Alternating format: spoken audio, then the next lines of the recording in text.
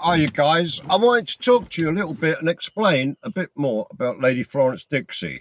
Okay. Lady Florence actually came from the Douglas family, and they were a highly prominent family in Scotland. They used to live at Kinmont House in Scotland. And Florence was one, she was one of a twin, right? Okay. And she had a brother called James, right? The whole family themselves are an extraordinary family, and there's been numerous books that have been written about the family or the Douglas family itself. But Lady Florence was, well, she was literally her own character, and not only was she a prolific author, but she was an out-and-out feminist. Um, she was a real rebel and wouldn't be dictated by men and didn't like to be held within the constraints of a Victorian female or wife's life at the time. She was married when she was 19, and she married this guy called Beaumont Dixie. Okay, I believe he was a lord also. So she wasn't changing her status at all. She had red hair, only stood at I think 5'1" tall or 5 foot tall. She was very short, but she was an exceedingly horsewoman, and anybody and back in the day, would say that she was one of the best horsewomen in the country at the time.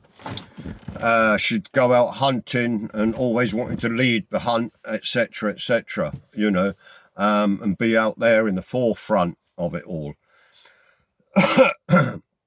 She was also a great traveller, and her family were great travellers. Lady Florence didn't have, although she came from a very prominent and wealthy family, she did have rather a turbulent childhood, whereas her father shot himself, so they say, or it was an accident. When Lady Florence or Florrie was about, I think she was about 5 years old at the time. Can't remember off the top of my head. And later on, her mother took the whole family, or Florrie, her brother, and I think two others. She took them to France anyway, and Florence landed up being sent to a convent, to which she totally hated, right?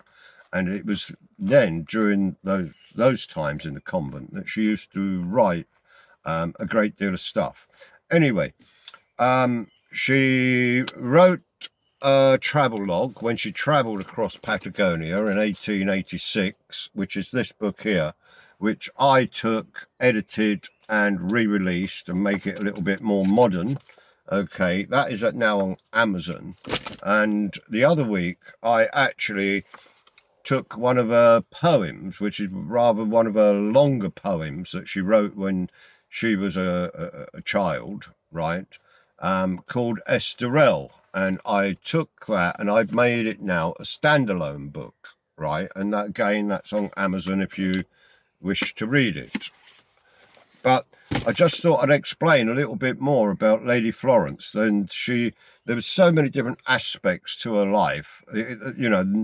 She could never be put into a nutshell, right? There's no way and you can describe her as just one thing or the other. You can't describe her just as an author or a feminist or a rebel or any of those, or an aristocrat, because she was so many different things.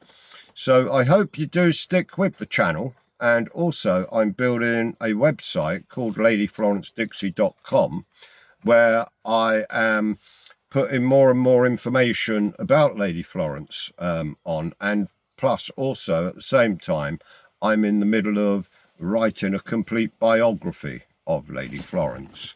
So keep your eyes open for that. I think probably towards the end of the year, maybe next year, fingers crossed. It's a lot of work. Maybe I'll get that done. But yes, check it all out. If you go on the website, ladyflorencedixie.com, there you can actually download a free copy of one of her poems, which is a rather nice one, actual fact. I really, really like it, because even in the book that she wrote, she said this is a true story, right? And it's called The Birthday Pound. So if you just put your email address in, then you actually get that poem instantaneously. That was the word I was looking for. I was looking for instantaneously. I couldn't think of it. But yeah, just put your email in and you'll get the poem instantaneously, which you can download. And it is a lovely poem and it's a true story. Anyway, I just thought I'd sort of bring you up to date on that. And I do hope, you know, you follow this channel to find out a little bit more about Lady Florence, and also, you know, visit the website. So take good care, people. Have a great day, and I'll speak to you soon. Bye.